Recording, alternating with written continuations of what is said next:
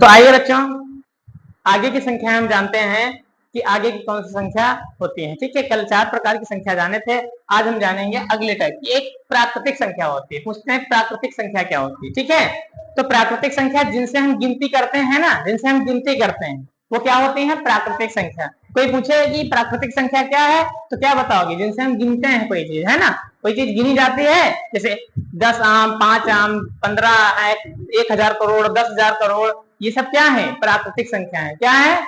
प्राकृतिक संख्या। अब प्राकृतिक संख्या के बाद आते हैं हम परिमेय संख्या क्या है। ठीक है, तो परिमेय संख्या वह संख्या है जो p बटे q के रूप में हो और जो जिसमें हो हर उसका जीरो ना हो, जिसमें हर मतलब इस कोई परिमेय संख्या बटे के रूप में होती है। हर मतलब नीचे वाली संख्या को कहते हैं ना अंश व हर। ठीक है, तो नीचे वाली संख्या पर हर जीरो ना हो। ठीक है, तो नंबर 1 प्राप्त। अब देखो परिमेय संख्या कौन कौन सी संख्या होंगी? वह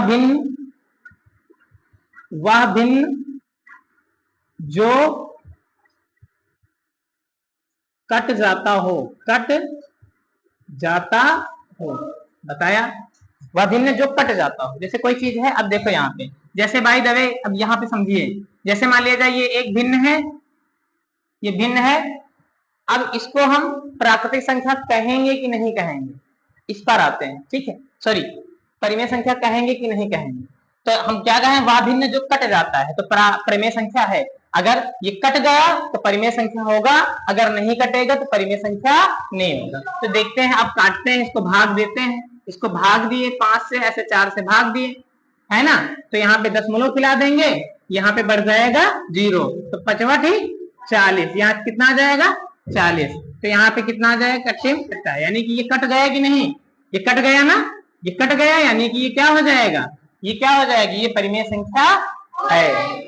ठीक है, जो कट जाए वो परिमेय संख्या है। ठीक है, अब दूसरी चीज, दूसरा गुण क्या है परिमेय संख्या का?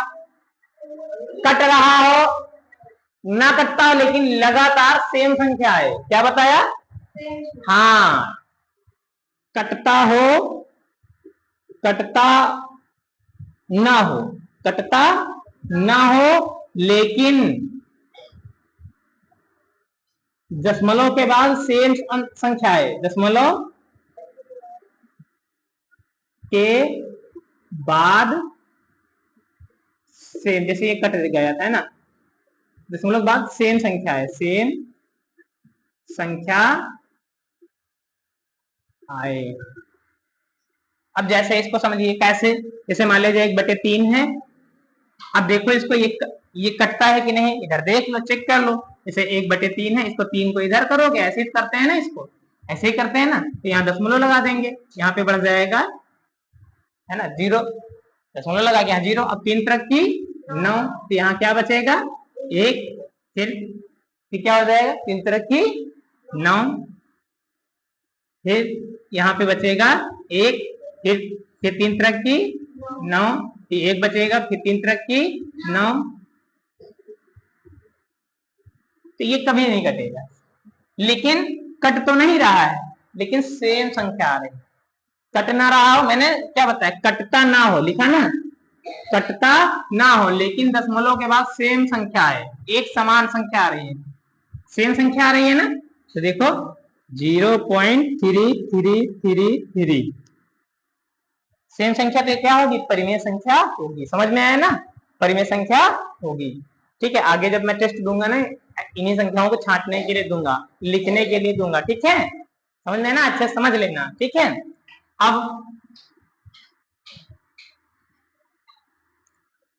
देखते हैं अपरिमेय संख्या क्या है। अपरिमेय संख्या ठीक इसी को उल्टा, जो ना कटता हो, जो भिन्न कटता ना हो, जो दशमलव के बाद अलग अलग गिनती आती हो, बस उल्टा हो जाएगा। अपरिमेय संख्या क्या हो जाएगी?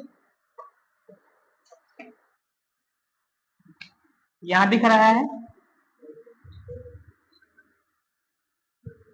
अपरिमेय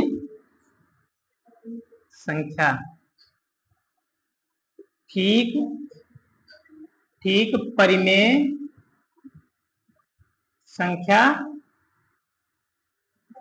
के विपरीत या उल्टा, उल्टा होती है। अब देखो परिमेय संख्या, अगर अपरिमेय संख्या है जो जिसमें अंडर रूट में आए, जो चीज अगर अंडर रूट में आ जाए, कोई चीज अंडर रूट में आ जाए उसका वर्गमूल ना निकल रहा हो तो क्या हो जाएगी, अपरिमेय, अंडर रूट। ठीक है।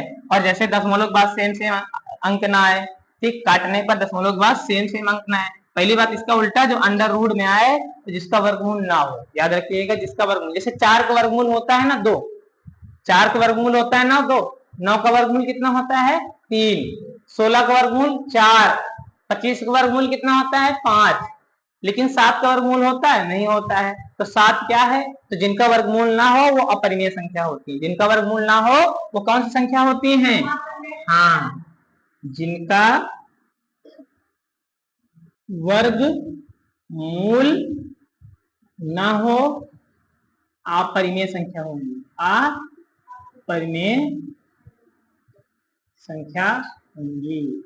जैसे एग्जाम्पल के तौर पे आप समझ लीजिए, जैसे under root 3, under root 7, 3 root 3, 9 root 7 है। ठीक हो गया, समझ में आया ना। तो ये जो है ब्लर तो नहीं कर रहा है ना।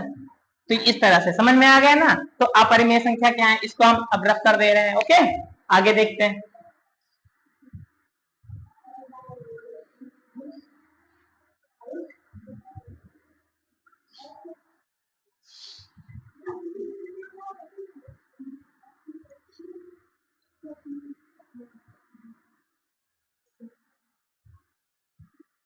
इसको लिख लो, है ना, इसको लिख लेना, अभी हम नहीं बिगाड़ रहे इसको।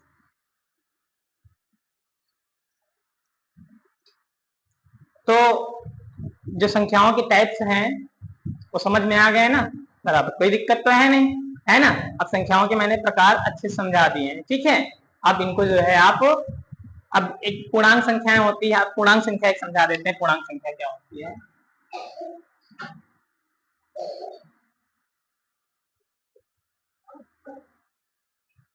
पूर्णांक संख्या को इंटीजर,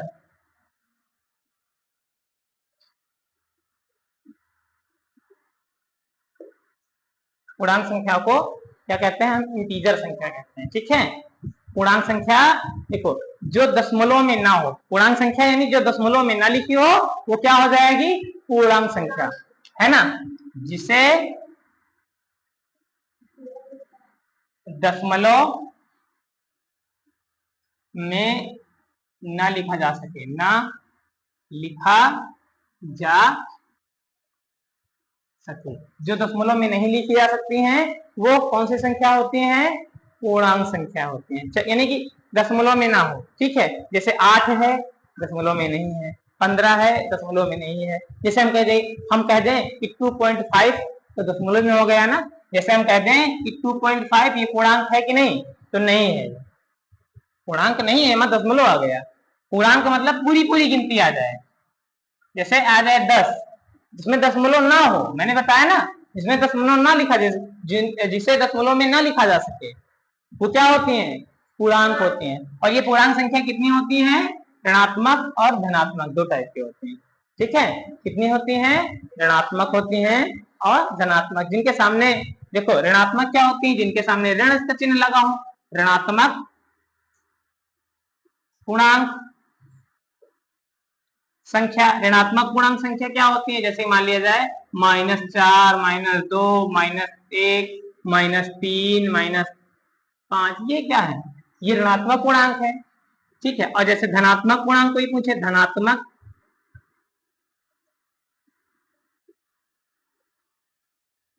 धनात्मक पूर्णांक संख्या क्या होती है, तो धनात्मक पूर्णांक जिनके सामने प्लस का चिन्ह लगा हो, क्या हो, +4, +5, +6, +7 और ये 9।